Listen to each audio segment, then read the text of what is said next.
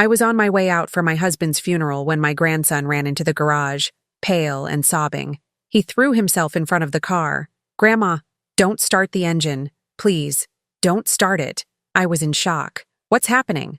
"Just trust me. We're leaving on foot, now." Minutes later, my children started calling nonstop. "Don't answer," he pleaded. I heard them talking about, "I'm glad to have you here. Follow my story until the end and comment the city you're watching from, so I can see how far my story has reached. My name is Phyllis, and I never thought the day of my husband's funeral would become the day I discovered how little my own children valued my life." I was standing in our garage, keys trembling in my hand as I stared at Roman's black sedan. The same car he'd driven for 12 years, the same car that still smelled like his cologne, and the peppermints he always kept in the center console. Today, I was supposed to drive it to his funeral alone because my children had insisted on taking separate cars to handle logistics. I should have known something was wrong when they were so eager to leave without me. The funeral was scheduled for 11 o'clock, and it was already 10:30.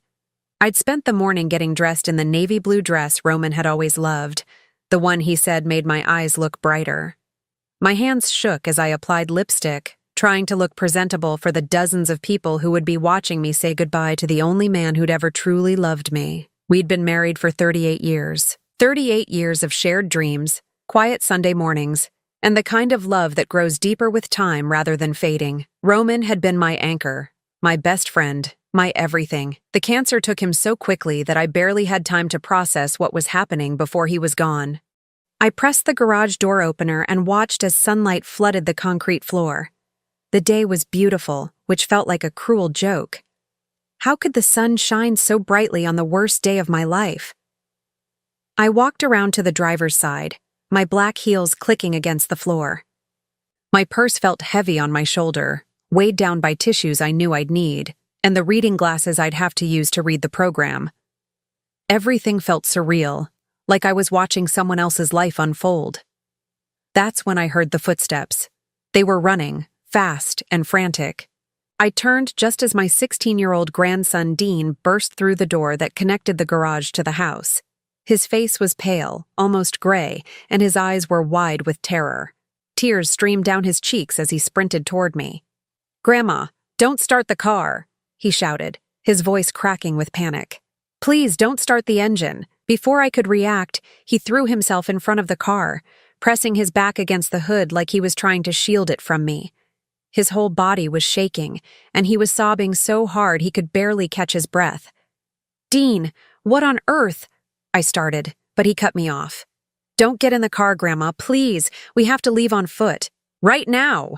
I stared at him, completely bewildered. Dean had always been a sensitive boy, more thoughtful and caring than his father, my eldest son, Michael, but I'd never seen him like this. Never seen him so terrified that he could barely speak. "Sweetheart, what's happening?" I asked, moving toward him. "The funeral starts in 30 minutes. We can't walk there, it's 7 miles away." "We're not going to the funeral," he said, his voice barely above a whisper. "We can't go. Grandma, you have to trust me. Something terrible is going to happen if you start this car." My heart began to race. Dean wasn't the type of boy to make up stories or cause drama. He was mature for his age, responsible, the kind of teenager who helped elderly neighbors with their groceries and never missed his homework. If he was this scared, something was genuinely wrong. "Dean, you're frightening me," I said, reaching out to touch his shoulder. "Tell me what's going on." He glanced toward the house, his eyes darting to the windows like he was afraid someone might be watching us. Then he grabbed my hand, his fingers ice cold despite the warm morning. "I heard them talking," he whispered. "Dad and Aunt Sarah and Uncle David. They were in the kitchen this morning while you were getting dressed. They thought I was still asleep, but I came downstairs early because I couldn't sleep." My other 2 children, Sarah and David, had both stayed at the house last night to help with arrangements. They'd insisted it would be easier for everyone to leave from here together, though they'd changed their minds about riding together at the last minute. "What did they say?" I asked, though part of me didn't want to know. Dean's face crumpled and fresh tears spilled over his cheeks. They were talking about you, Grandma, about what would happen after today. And then Dad said something about making sure you don't make it to the funeral. The words hit me like a physical blow. I actually stumbled backward, my hand reaching for the car to steady myself. That can't be right, honey. You must have misunderstood. I didn't misunderstand, he said, his voice rising with desperation. Dad said they needed to make it look like an accident, that you were too grief-stricken to drive safely. Uncle David said something about the brakes, and Aunt Sarah laughed. She actually laughed, Grandma. The garage seemed to spin around me.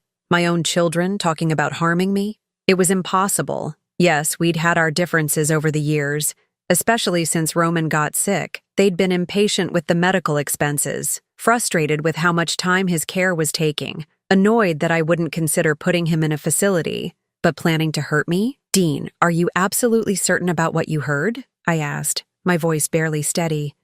He nodded vigorously. I recorded some of it on my phone, he said, pulling the device from his pocket with shaking hands. I couldn't get it all, but I got enough. Grandma, they want you dead. The word dead hung in the air between us like a physical presence. My knees felt weak, and I had to lean against the car to keep from falling. This couldn't be happening. Not today. Not ever. My phone began to ring from inside my purse. The sharp sound made both Dean and me jump. I fumbled for it, my hands shaking so badly I could barely manage the zipper. Michael's name flashed on the screen. Don't answer it, Dean said quickly, moving closer to me. Please, Grandma. They're probably wondering where you are. They expected you to be gone by now. The phone rang again, the sound echoing off the garage walls. Then it stopped, only to start ringing again immediately. This time it was Sarah calling. They're getting worried, Dean whispered. We need to go. Now. I stared at the phone in my hand, watching as David's name appeared for the third call in less than 2 minutes. My children, the babies I'd carried, nursed, loved unconditionally for decades, were calling to check if their plan to kill me had worked. Where can we go? I asked, surprising myself with how calm my voice sounded. There's a coffee shop about 6 blocks away, Dean said. We can figure things out there, but we have to leave right now before they come looking for you. I looked at Roman's car one more time, thinking about all the trips we'd taken in it, all the memories we'd made. Then I thought about what Dean had told me, and I felt something I'd never felt before when thinking about my children. Fear. Okay, I said, closing my purse and taking Dean's arm. Let's go.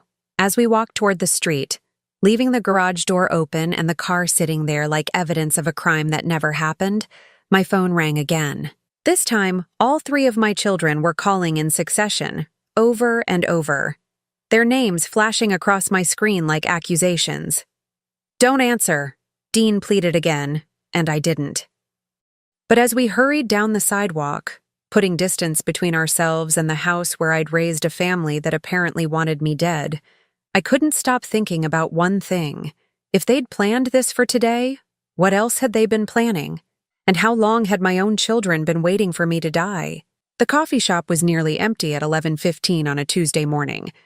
Most people were at work or going about their normal lives, blissfully unaware that somewhere across town, a funeral was starting without the widow in attendance. Dean and I sat in a corner booth, the farthest spot from the windows, where no one could see us from the street. My hands wrapped around a cup of coffee I couldn't drink. The ceramic was warm, but I felt cold all the way through to my bones. Dean sat across from me, his phone on the table between us like a piece of evidence in a criminal trial. Play it, I said, though every part of me dreaded what I was about to hear. Dean's finger hovered over the play button. Grandma, are you sure? Once you hear this, you can't unhear it. I nodded, not trusting my voice. He pressed play, and suddenly, the voices of my children filled the small space between us. She's taking too long to get ready, Michael's voice came through the tinny speaker, sharp with impatience. The service starts in 45 minutes. Maybe that's better, Sarah replied, and I could hear the cruel smile in her voice. Gives us more time to make sure everything's in place. Did you check the brake line? David's voice, my youngest son, the boy I'd tutored through algebra and driven to soccer practice 1,000 times, loosened it just enough, Michael answered. Won't fail immediately, but after a few miles of mountain roads. Well, accidents happen when people are grieving and distracted. I pressed my hand to my mouth to keep from crying out. Dean reached across the table and squeezed my other hand. The insurance will pay out fast for an accidental death, Sarah continued. And with Dad gone, she was going to leave everything to us anyway eventually. This just speeds up the timeline. Speeds up the timeline. The casual way she said it, like they were discussing a business merger instead of murdering their mother. I still think we could have waited, David said, but his voice lacked conviction. Maybe found a care facility. Michael cut him off. And spend thousands every month keeping her comfortable while our inheritance gets smaller? The medical bills from Dad's cancer already ate into the estate. We can't afford to wait years for her to die naturally. Besides, Sarah added with a laugh that made my blood run cold, she's been so dramatic about grief. Everyone will understand why she lost control of the car. Poor thing, just couldn't bear to live without her precious Roman. Dean stopped the recording. The silence that followed was deafening. I sat there for a long moment, trying to process what I'd just heard. These were my children.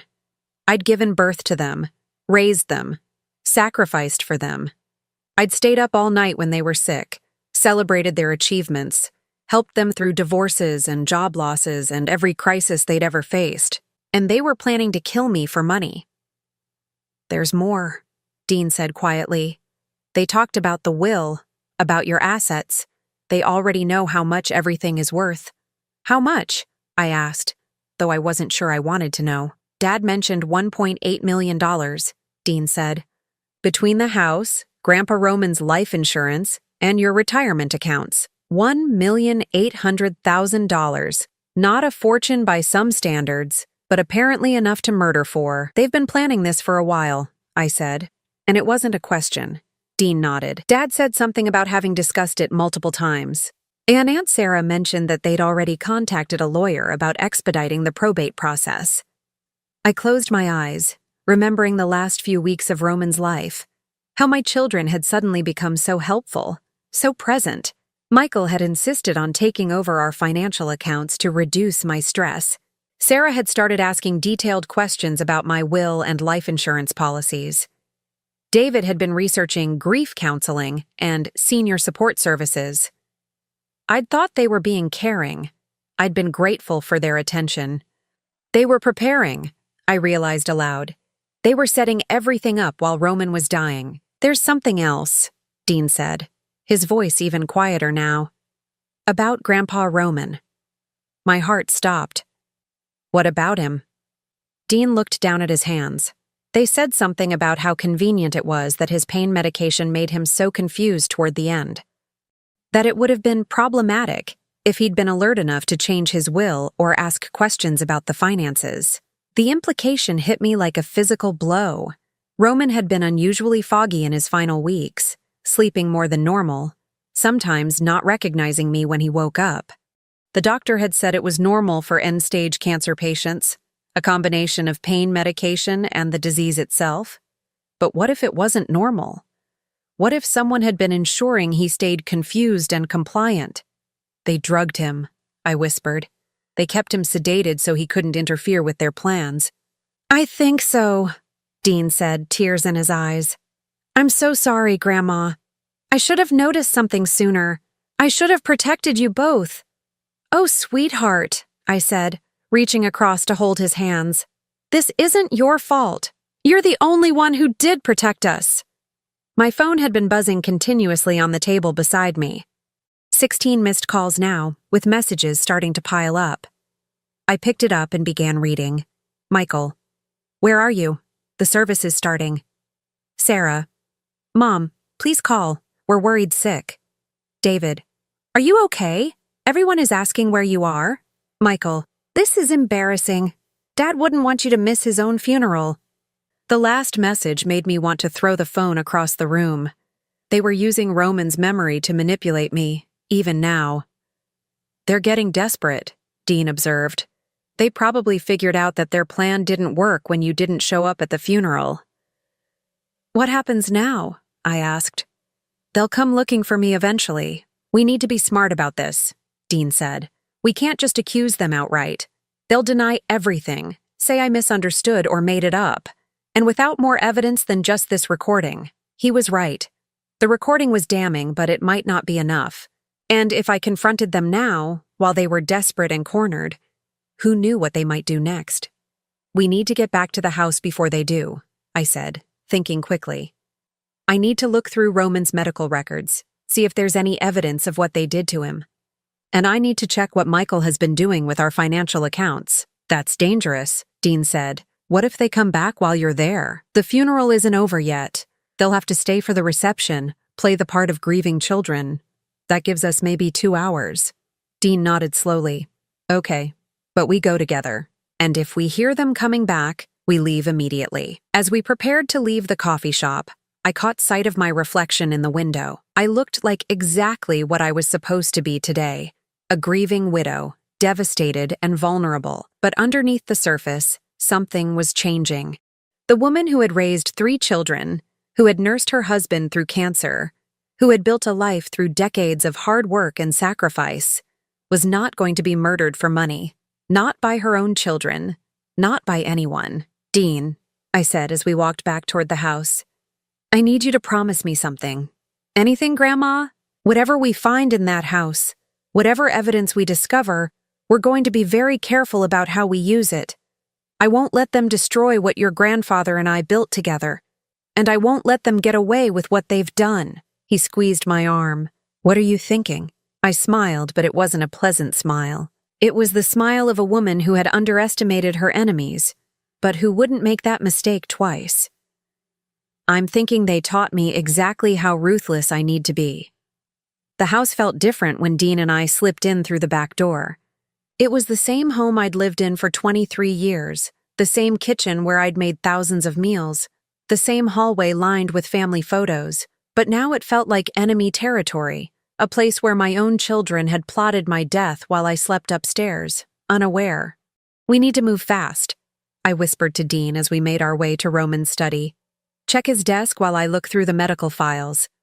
Roman had always been meticulous about paperwork.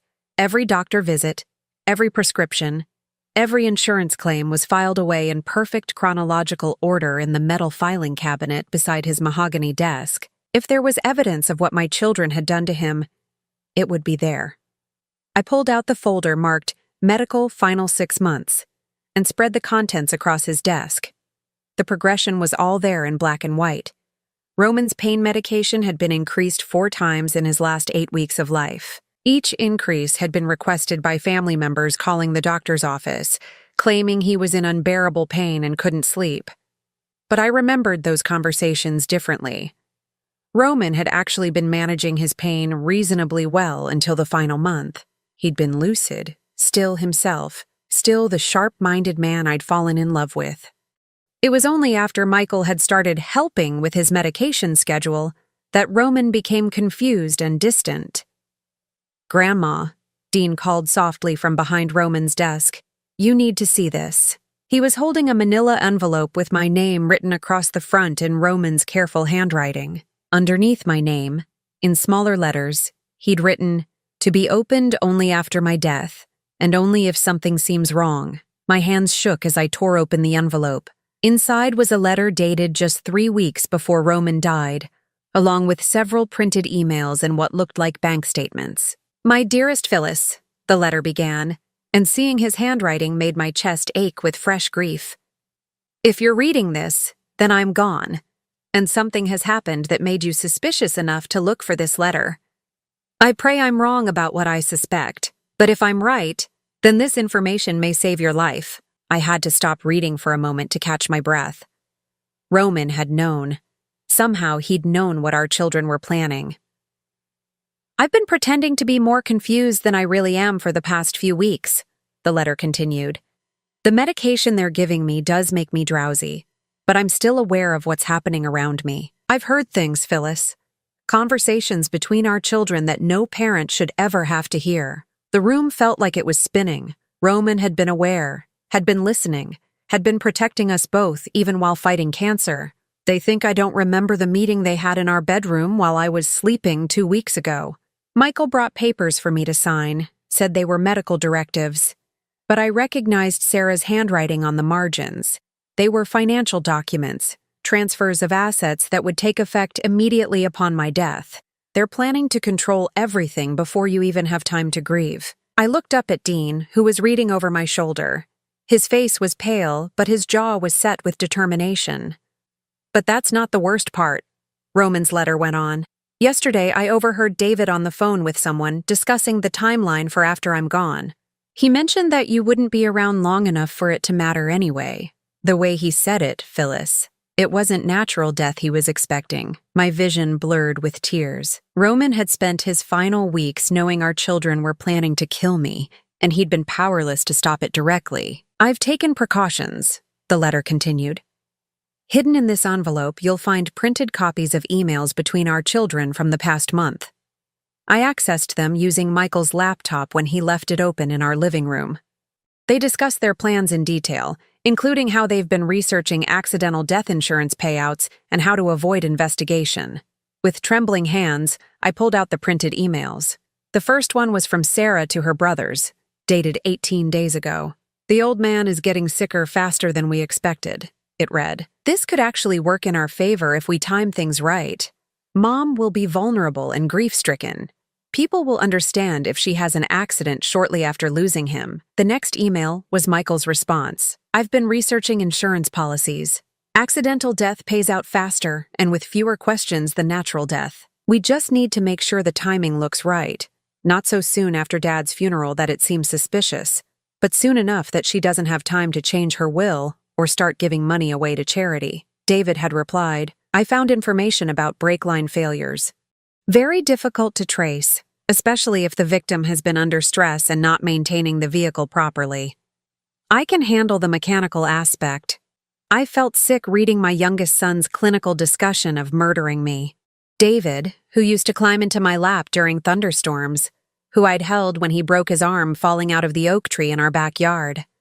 There's more, Dean said quietly, pointing to another email. This one was from Sarah, dated just 5 days before Roman died. We need to keep him sedated enough that he doesn't start asking questions about his accounts.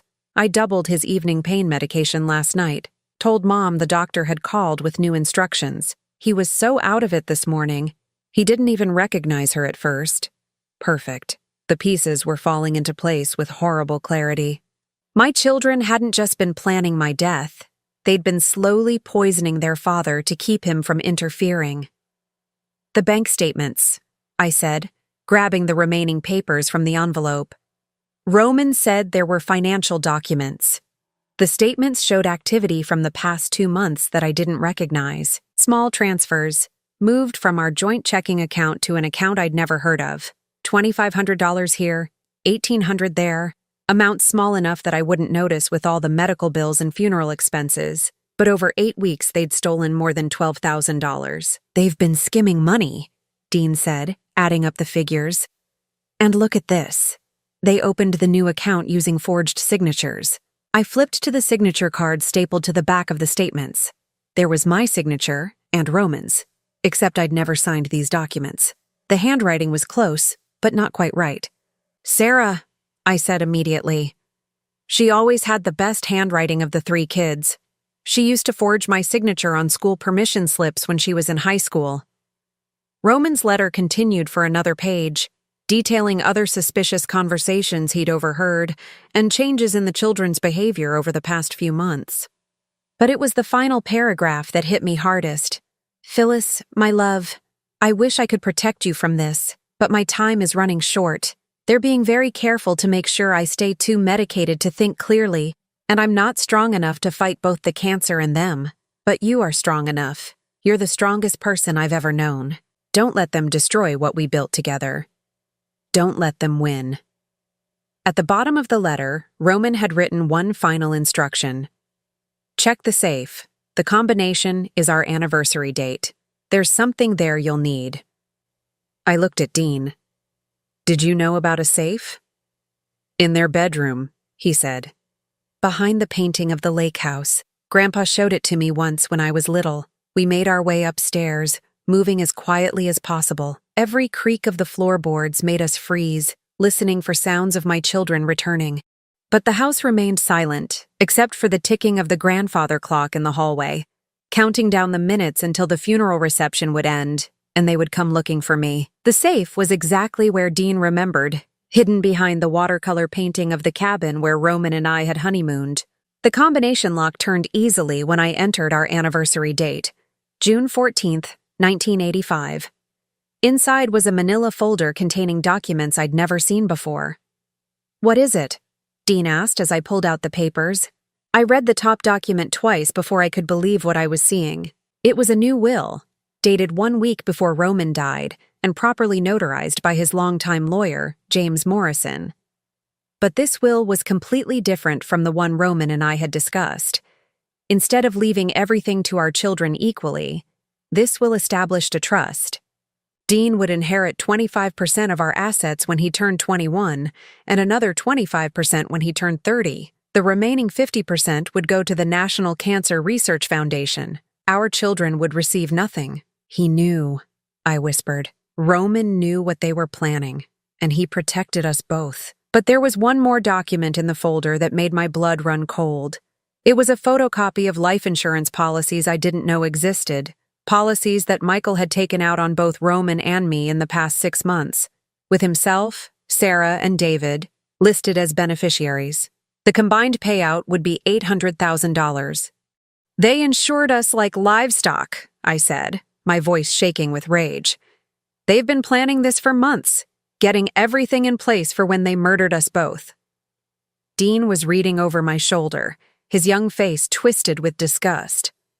"The dates on these policies. They applied for them right after Grandpa's cancer diagnosis got worse." A sound from downstairs made us both freeze. Car doors slamming, voices in the driveway. They were back. "Quick," I whispered, stuffing Roman's letter and the safe documents into my purse. "We need to get out of here." But as we crept toward the back staircase, I heard Michael's voice from the kitchen below. "Her car is still in the garage," he was saying. "So where the hell is she?" "Maybe she walked to a neighbor's house," Sarah replied. "She was always close to that Patterson woman next door." "No," David said, and I could hear the worry in his voice. "Something's wrong. She should have been in an accident by now. The brake line was definitely compromised." "Well, obviously something went wrong with your brilliant plan," Sarah snapped. "Now what do we do?" "We stick to the backup plan," Michael said, his voice cold and determined. "We find her, convince her she's too grief-stricken to be making decisions, and get her to sign the conservatorship papers. Once we have legal control, we can figure out a more permanent solution." They were talking about backup plans for my murder, standing in my kitchen, eating the casseroles that neighbors had brought to comfort our family. I looked at Dean and saw my own determination reflected in his young eyes. We had the evidence we needed. We had Roman's final gift to us, the truth about what our children had become. Now we just needed to survive long enough to use it. Dean and I managed to slip out the back door while my children argued in the kitchen about where I could have gone. We made it to Mrs. Patterson's house next door, where I'd spent countless afternoons over the years, sharing coffee and neighborhood gossip. Eleanor Patterson had been my closest friend since we moved to Maple Street, and when I knocked on her door with tears in my eyes, she didn't ask questions. She just pulled us inside. "Phyllis, dear, what on earth happened at the funeral?" Eleanor asked, settling us in her living room. "Michael called here 20 minutes ago asking if I'd seen you. He sounded frantic." "I need to use your phone," I said, pulling Roman's documents from my purse. "And I need you to witness something very important." For the next hour, I made 3 phone calls that would change everything. First, I called James Morrison, Roman's lawyer, and asked him to meet us immediately at Eleanor's house. Second, I called the police non-emergency line to report suspected elder abuse and fraud. Third, I called my bank to freeze all accounts that Michael had access to. While we waited for Mr. Morrison to arrive, Dean and I explained everything to Eleanor. She listened with growing horror as we played the recording of my children planning my death and showed her the evidence Roman had gathered. "Those monsters," she whispered when we finished. "To think I've been bringing them casseroles and asking how they were holding up." They were planning to kill their own mother. James Morrison arrived within 40 minutes, his usually calm demeanor shaken when I showed him Roman's hidden will and the evidence of my children's plans. He confirmed that the will was legally valid, and that Roman had specifically instructed him not to reveal its existence until after the funeral. "Roman was very concerned about your safety, Phyllis," Mr. Morrison said, adjusting his glasses as he reviewed the documents. "He came to my office 3 weeks ago, quite agitated, insisting that we needed to change everything immediately. He said he'd discovered something that made him fear for your life." "Why didn't he tell me?" I asked, though part of me already knew the answer. "He was afraid they might be monitoring your conversations. He said they'd become very controlling about his medication and who he was allowed to see. He wanted to protect you, but he also wanted to make sure there was legal proof of what they were doing." As if summoned by our conversation, the doorbell rang. Through Eleanor's front window, I could see Michael's Mercedes in the driveway. "They found us," Dean whispered. Eleanor squeezed my hand. "Do you want me to tell them you're not here?" I thought for a moment, looking at Roman's letter in my hands, remembering his words about my strength. "No," I said finally. "It's time to face them." Eleanor opened the door to find all 3 of my children standing on her porch. They looked appropriately grief-stricken for anyone watching, but I could see the cold calculation in their eyes. "Mrs. Patterson," Michael said with forced politeness, "we're looking for our mother. We're very worried about her." "She missed Dad's funeral," Sarah added, dabbing at her eyes with a tissue. "We think she might be having some kind of breakdown." "She's here," I called from the living room before Eleanor could answer. "Come in. We need to talk." The 3 of them filed into Eleanor's living room, their expressions shifting from fake concern to confusion when they saw Mr. Morrison sitting beside me with legal documents spread across the coffee table. "Mom," David said carefully, "what's going on? We've been worried sick. Why didn't you come to the funeral?" "Sit down," I said, my voice steady and cold. "All of you." They exchanged glances but took seats on Eleanor's couch, facing me like defendants in a courtroom. "I know what you did," I said simply. "I know what you planned to do, and I know why I'm still alive." Michael's face went pale, but he tried to maintain his concerned son act. "Mom, you're not making sense. The stress of losing Dad—" "Stop," I interrupted, holding up Roman's letter. "I found this. Your father knew exactly what you were planning." Sarah leaned forward, trying to see what I was holding. "What is that?" "It's a letter from your father, detailing every conversation he overheard, every plan you made, every step you took to steal from us and plan our deaths." The mask slipped from Michael's face for just a moment, and I saw something cold and vicious underneath. "That's impossible. Dad was barely coherent in his last weeks. Because you drugged him," Dean spoke up from beside me, his young voice shaking with anger. "You overdosed him on pain medication to keep him quiet while you stole from their accounts and planned to kill Grandma." "Dean," David said, trying to sound reasonable, "you don't understand adult situations." "I understand murder," Dean shot back. "I recorded you this morning, talking about loosening the brake lines on Grandma's car." The silence that followed was deafening. My children stared at Dean, then at me, and I watched as their facades completely crumbled. Sarah was the first to recover. "You have no idea what you're talking about," she said, but her voice was sharp now, defensive. "We've been taking care of both of you, sacrificing our time and energy." "Sacrificing?" I laughed, but there was no humor in it. "You've stolen over $12,000 from our accounts in the past 2 months. You took out life insurance policies on your father and me without our knowledge. You systematically poisoned Roman to keep him compliant. And this morning you sabotaged my car hoping I would die on the way to his funeral." Michael stood up abruptly, his face flushed red. "You ungrateful old woman. Do you have any idea how much we've had to put up with? Dad's medical bills, his constant complaining, your helplessness." "Michael!" David hissed, but it was too late. "No," Michael continued, his voice rising. "I'm tired of pretending. We've wasted months of our lives dealing with this mess. Dad should have died in a hospital where professionals could handle him, and you should be in a care facility where you can't make ridiculous accusations. Sarah tried to grab his arm to stop him, but Michael was past caring about appearances. We were trying to solve everyone's problems, he said, pacing Eleanor's small living room. You're both too old to manage money responsibly. The inheritance was going to be split 3 ways eventually anyway. We were just expediting the process. By murder, Mr. Morrison said quietly. It was the first time he'd spoken since my children arrived, and his words carried the weight of legal authority. It wasn't murder, David said desperately. It was. It would have been an accident. People die in car crashes every day. And Dad was dying anyway. So you helped him along, I said. You poisoned your own father. Sarah finally found her voice, and when she spoke, all pretense of grief was gone. He was suffering. We were being merciful. Merciful? I repeated. By drugging him so he couldn't think clearly enough to stop you from stealing from us? We weren't stealing, Sarah snapped. That money was going to be ours anyway. We were just accessing our inheritance early.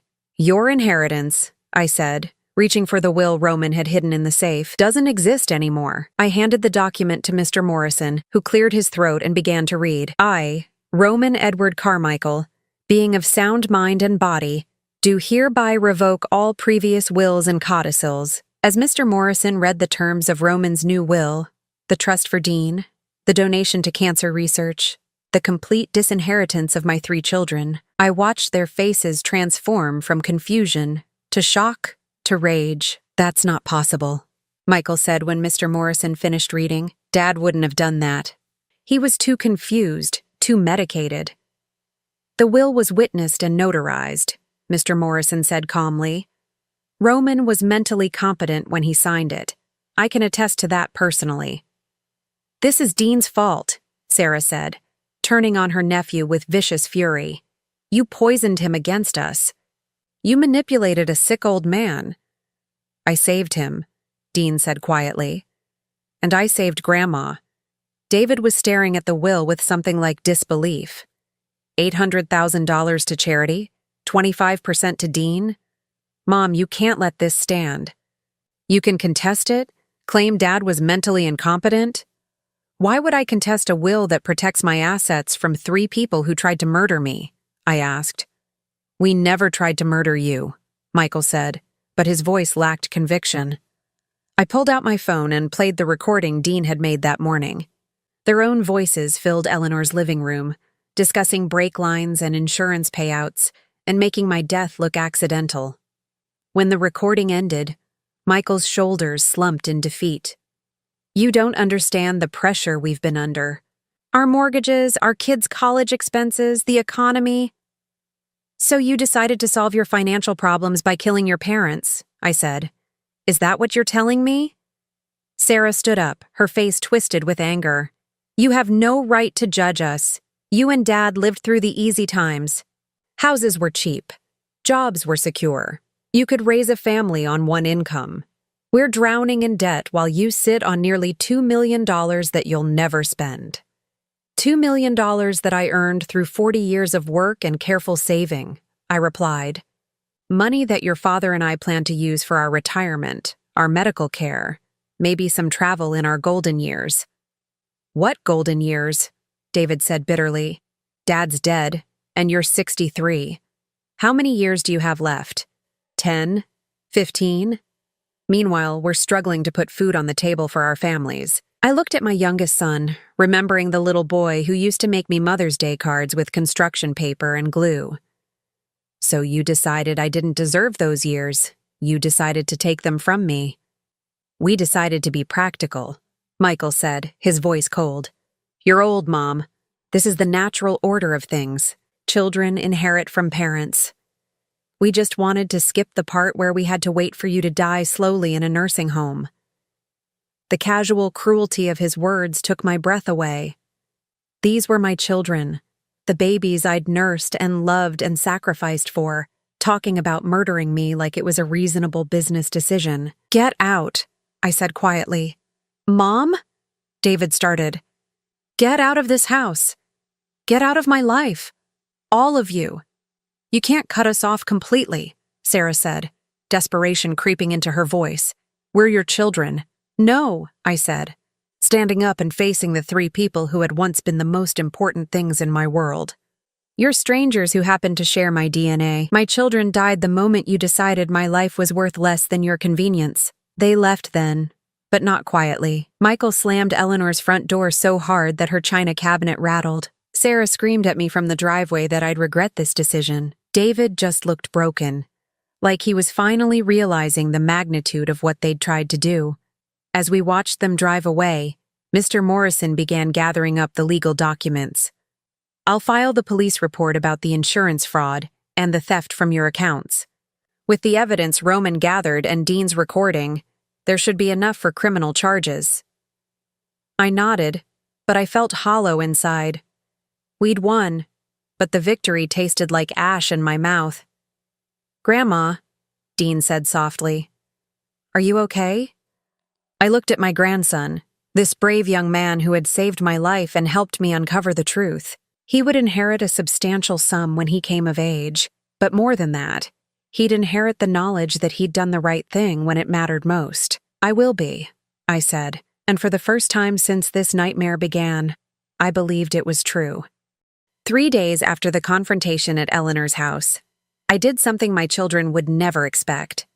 I called them and invited them to dinner. I've been thinking about what happened, I said, when Michael answered his phone. My voice carefully modulated to sound uncertain and fragile. Maybe I overreacted.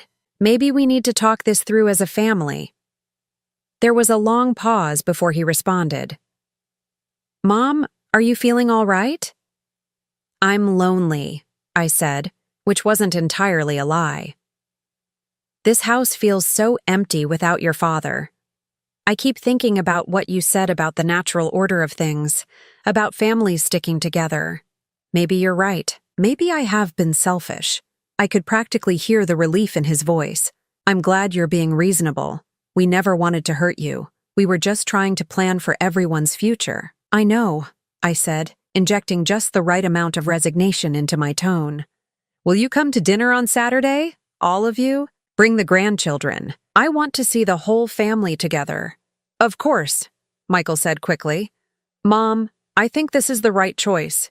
We can work everything out. After I hung up, Dean looked at me with concern. He'd been staying with me since the day of Roman's funeral, sleeping in the guest room and helping me process everything we'd discovered. Grandma, what are you planning? He asked. Justice, I said simply. Your grandfather spent his final weeks gathering evidence to protect us. Now we're going to use it. Over the next 3 days, I prepared for what would be the most important dinner party of my life. I called my sister Margaret, who lived 2 hours away in Columbus, and asked her to come for the weekend with her family. I invited Roman's brother William and his wife Helen. I reached out to cousins, longtime family friends, even some of the neighbors who had been close to Roman and me over the years. It's a memorial gathering, I explained to each of them, a chance to celebrate Roman's life with the people who loved him most. What I didn't tell them was that it would also be a reckoning. Mr. Morrison helped me prepare the legal documents we would need. He'd been in contact with the police about the insurance fraud and the theft from our accounts, and Detective Sarah Chen had assured us that charges would be filed once they completed their investigation. But I wanted more than criminal charges. I wanted my children to face the truth about what they'd done in front of the people who had watched them grow up. On Saturday afternoon, I spent hours cooking Roman's favorite meal, pot roast with vegetables, fresh dinner rolls, and apple pie for dessert. The house filled with the warm smells that had always meant family and love and safety. It felt like a cruel irony, preparing a feast for people who had wanted me dead. Dean helped me set the table in our formal dining room, the one we usually reserved for holidays and special occasions. I used our wedding china, the delicate blue and white pattern that Roman had surprised me with on our 10th anniversary. Are you sure about this? Dean asked as we folded napkins and placed them beside each plate. I'm sure, I said. Your grandfather always believed that the truth should be spoken clearly and without apology. That's what we're going to do tonight. The first guests to arrive were Margaret and her family. My sister took one look at my face and knew something was wrong. Phyllis, she said after her husband and teenage daughters had gone into the living room. What's really going on? You sounded strange on the phone. You'll understand everything soon, I promised her. But Margaret, I need you to know that whatever happens tonight, Dean and I are safe now. Her eyes widened with alarm, but before she could ask more questions, Roman's brother William arrived with Helen. Then came the neighbors, the family friends, the cousins I hadn't seen in months. By 6 o'clock, the house was full of people who had genuinely cared about Roman and who, I hoped, still cared about me. Michael, Sarah, and David arrived together at 6:15, their children in tow. My grandchildren, Michael's twins Emily and Jake, Sarah's daughter Sophie, and David's son Marcus, were confused by all the company but excited to see their cousins. "Mom," Sarah said, pulling me aside in the kitchen. "I thought this was going to be just family." "It is family," I replied. "Everyone here loved your father." Michael looked around the crowded living room with barely concealed irritation. "This seems like a lot of people for a private discussion." "Oh, we'll have our private discussion," I assured him. "After dinner." The meal itself was surreal. I sat at the head of the table where Roman used to sit, watching my children make small talk with relatives and neighbors, playing the parts of grieving siblings who were supporting their widowed mother. They were good at it, I had to admit. If I hadn't known what I knew, I would have believed they were genuinely concerned about my welfare. Margaret sat to my right, William to my left. Dean sat directly across from me, his steady presence giving me strength. My 3 children were scattered around the table with their families, probably trying to avoid being seated together in case they needed to present a united front later. "Roman would have loved this," Helen said during a pause in the conversation. "He always said that food tastes better when it's shared with people you love." "He did say that," I agreed. "He also used to say that the most important thing in life was family trust, that once you lost that, you'd lost everything." I saw Michael and Sarah exchange a quick glance across the table. "Dad was always full of wisdom like that," David said, his voice carefully neutral. "Yes, he was," I said. "In fact, he left behind quite a bit of wisdom for all of us, some of it written down." After dinner, I served coffee and pie in the living room while the grandchildren played in the backyard. When everyone was settled with their dessert, I stood up in front of the fireplace where Roman and I had exchanged our wedding vows 23 years ago. "I want to thank you all for coming tonight," I began. "Roman would have been touched to see so many people who cared about him gathered in our home." There were murmurs of agreement around the room. As many of you know, Roman was a careful man, a thorough man. He believed in preparation, in making sure his family would be taken care of no matter what happened to him. Michael shifted uncomfortably in his chair. Sarah stared at her coffee cup. "Before he died, Roman left me some documents. Letters, actually. Letters that he wanted me to share with all of you, so you would understand what kind of man he really was." I pulled Roman's letter from the manila envelope I'd placed on the mantel earlier. This is dated 3 weeks before Roman's death. He was very sick, but his mind was completely clear when he wrote it. "Mom," Michael said, starting to stand up, "maybe this should be private." "Sit down," I said firmly, and something in my voice made him obey. "Everyone here loved your father. They have a right to hear his final words." I began to read Roman's letter aloud, starting with his explanation of how he'd been pretending to be more confused than he really was. The room grew completely silent as I read his account of overhearing our children's conversations, their plans to control our finances, their casual discussion of my death. Margaret gasped audibly when I read the part about the insurance policies. William's face grew dark with anger. The neighbors and family friends sat in stunned silence, trying to process what they were hearing. "This can't be true," Helen whispered. "Unfortunately it is," I said, and I nodded to Dean. He pulled out his phone and played the recording he'd made the morning of Roman's funeral. My children's voices filled the living room, discussing brake lines and insurance payouts, and making my death look accidental. The silence that followed was deafening. Margaret was staring at her nephews and niece with horror. "How could you?" she asked, her voice barely audible. "How could you plan to kill your own mother?" "It's not what it sounds like," Sarah said desperately, looking around the room at the faces of people who had known her since childhood. They're taking everything out of context. Context? William stood up, his face flushed with rage. What context makes it acceptable to plan your mother's murder? We weren't trying to murder anyone, David said, but his voice lacked conviction. We were discussing hypotheticals. Hypothetical brake line failures? I asked. Hypothetical insurance payouts? Hypothetical timelines for my death? Eleanor Patterson, who had witnessed everything at her house 3 days ago, shook her head sadly. I've known these children since they were babies. I can't believe what they've become. The worst part, I continued, is that they started implementing their plan while Roman was still alive. They overdosed him on pain medication to keep him confused and compliant. They stole money from our accounts. They took out life insurance policies on both of us without our knowledge. I handed copies of the bank statements and insurance documents to Margaret and William. As they read, their expressions grew increasingly horrified. $800,000, Margaret said, staring at the insurance policies. You insured your parents like property. Michael finally found his voice, and when he spoke, all pretense was gone. You have no idea what it's like, he said, his tone bitter and defensive.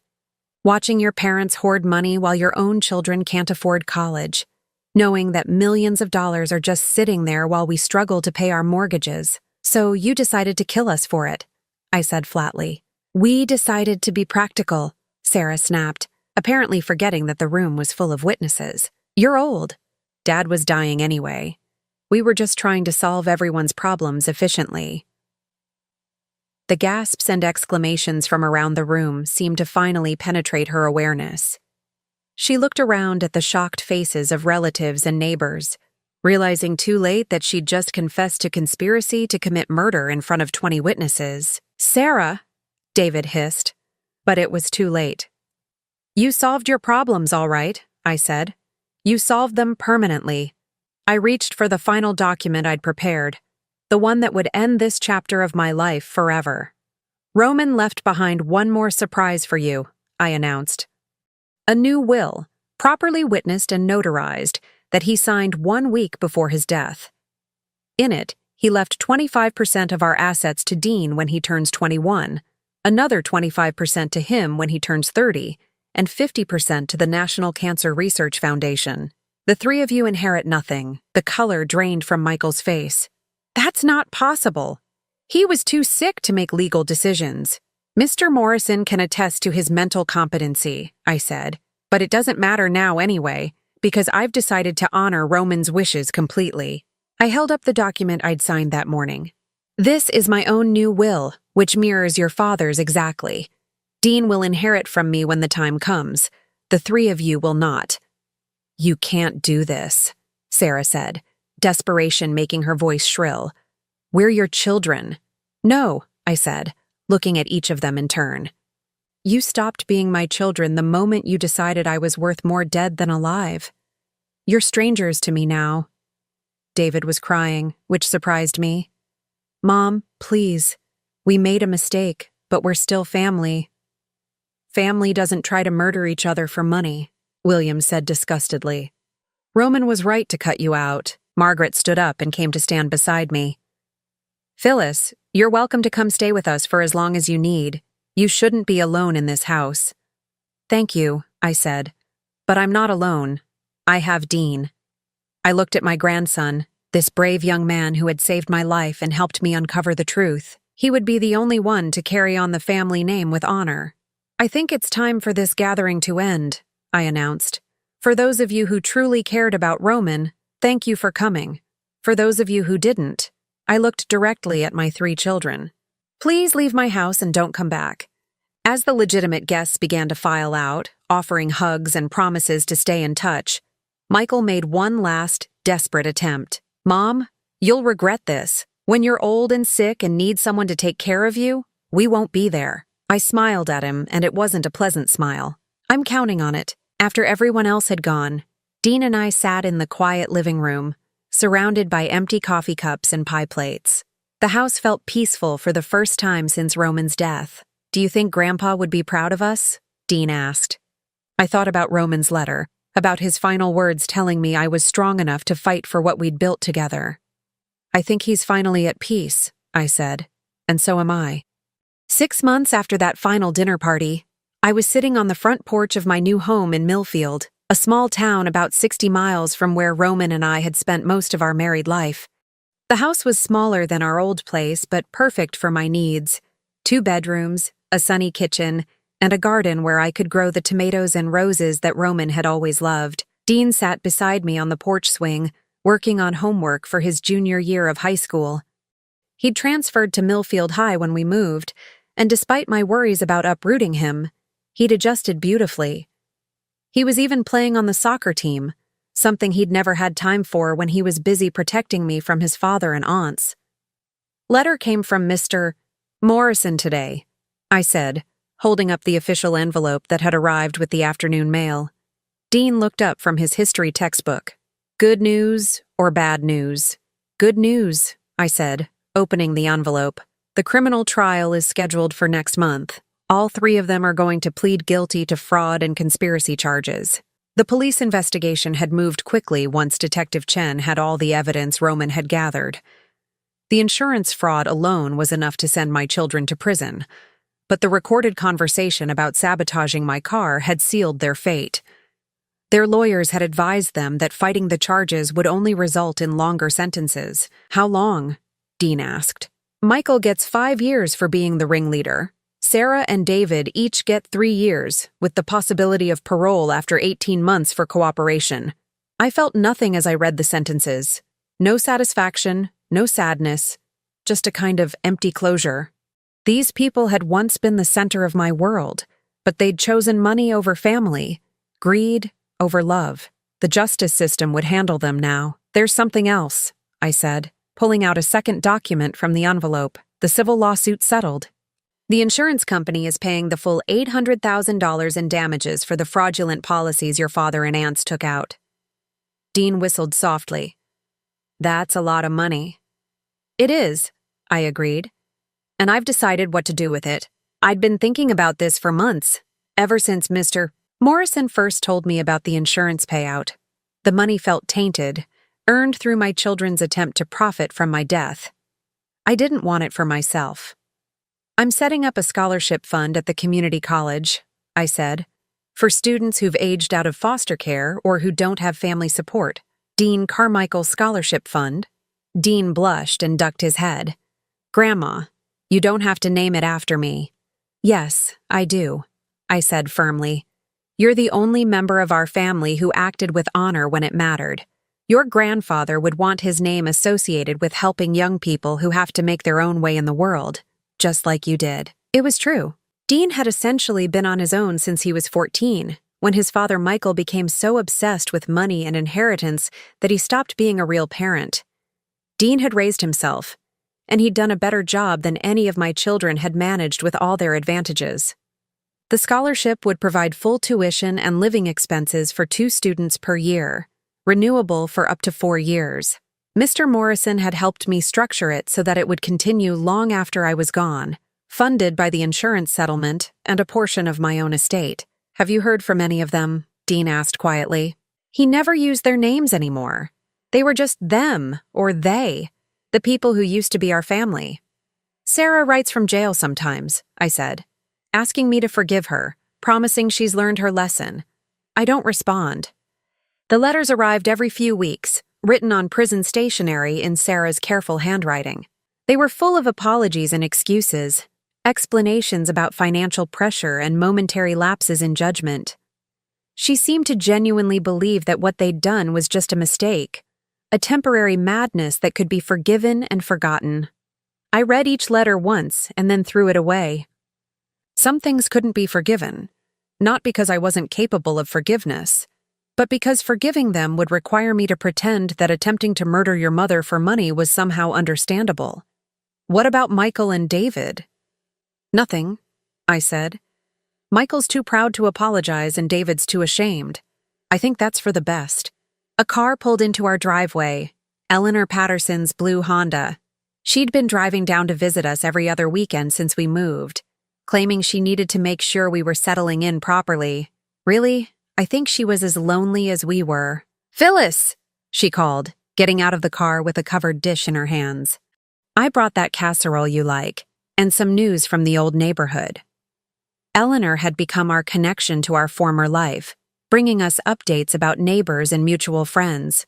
Most of the news was ordinary: who was selling their house, whose grandchildren were visiting, which gardens were thriving despite the unseasonably dry summer. "Mrs. Chen wants to know if you'd be willing to speak to her police training class," Eleanor said as she settled into the wicker chair across from our porch swing, "about recognizing elder abuse and financial crimes. She says your case has become a teaching example. I considered this." Detective Chen had been thorough and compassionate throughout the investigation, treating me like a victim rather than a foolish old woman who should have seen the signs sooner.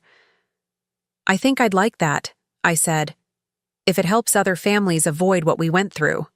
"And there's other news," Eleanor continued, her expression growing more serious. "The old house sold."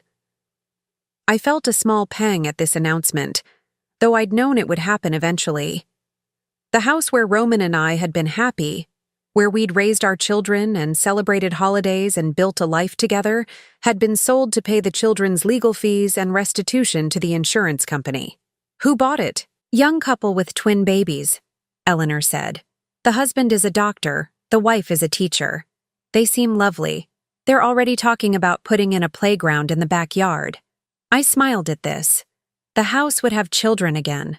Laughter and noise and the chaos of family life. Maybe this new family would be everything that mine had failed to be. "That's wonderful," I said, and I meant it. As the sun began to set behind the maple trees that lined our street, Eleanor headed back to her car. Dean went inside to shower and start dinner. He'd become an excellent cook in the months since we'd moved, taking over many of the household responsibilities without being asked. I stayed on the porch swing, rocking gently as the evening air cooled around me. This time of day had always been my favorite, the quiet hour when work was done, and the evening stretched ahead with its promise of rest and contentment. My phone buzzed with a text message. I expected it to be Margaret, checking in as she did every few days, but instead it was from a number I didn't recognize. "Mrs. Carmichael. This is Jessica from the Dean Carmichael Scholarship Fund. I wanted you to know that we've selected our first 2 recipients. Would you like to meet them?" I smiled and typed back. I would love that. The scholarship fund was already becoming more than I'd hoped. Jessica Martinez, the young woman I'd hired to administer it, had reached out to high schools and social service agencies throughout the county. The applications that had come in were heartbreaking and inspiring in equal measure. Young people who had survived abuse, abandonment, and poverty, but still believed in education and opportunity. Our first 2 recipients were Marcus Thompson, 18, who had been in foster care since he was 12 and wanted to study automotive technology, and Elena Rodriguez, 19, who had been supporting her younger siblings since their mother died and dreamed of becoming a nurse. "Grandma?" Dean called from inside the house. "Dinner's ready." I stood up from the porch swing, taking one last look at the peaceful street where we'd built our new life. Tomorrow, I would meet the first students who would benefit from the fund that bore Dean's name. Next week, I would speak to Detective Chen's training class about recognizing the signs of elder abuse. Next month, I would testify at my children's sentencing hearing, not to ask for leniency, but to make sure the judge understood the full extent of what they'd planned. But tonight, I would have dinner with my grandson, the brave young man who had saved my life and helped me discover the truth. We would talk about his soccer games and his upcoming SAT tests and his plans for college. We would watch the evening news together and maybe a movie afterward. It was a simple life, but it was ours. We had each other, we had our health, and we had the satisfaction of knowing that we'd fought for what was right and won. As I walked toward the kitchen where Dean was setting the table for 2, I thought about Roman's letter, his final words about my strength, and his confidence that I could protect what we'd built together. He'd been right. I had protected it.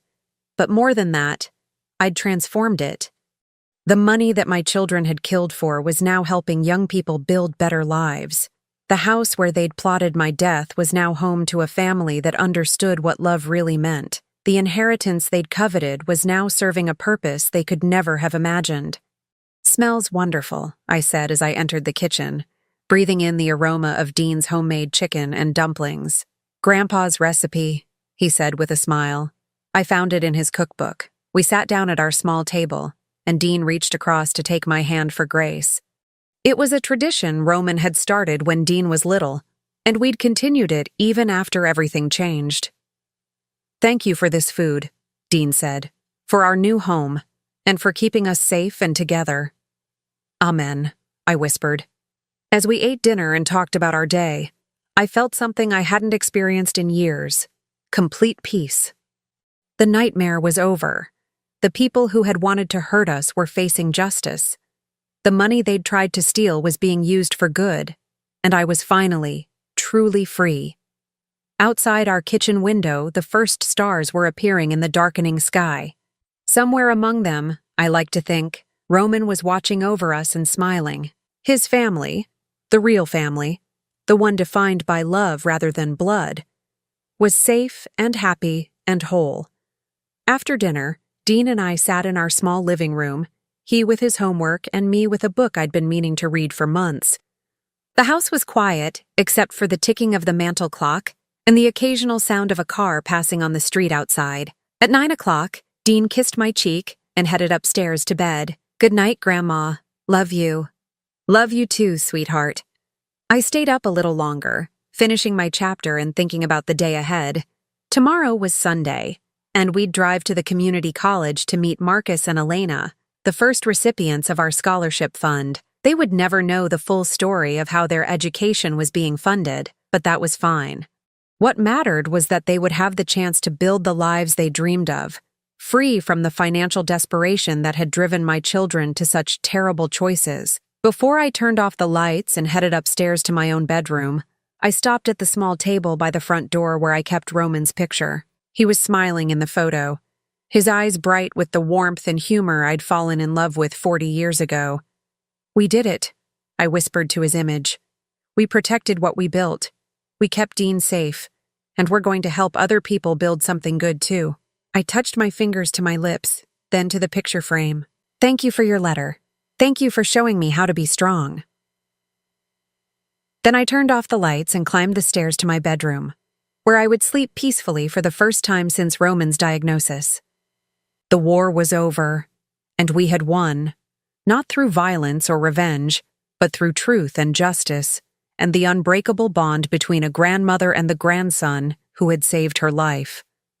In the morning, there would be new challenges, new opportunities to help others, new ways to honor Roman's memory. But tonight, there was only peace, and the quiet satisfaction of a life reclaimed and a future secured. Dean was safe.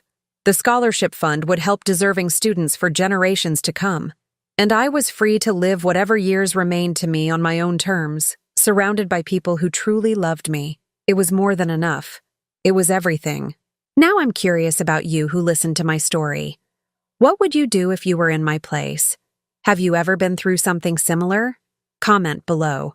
And meanwhile, I'm leaving on the final screen 2 other stories that are channel favorites, and they will definitely surprise you. Thank you for watching until here.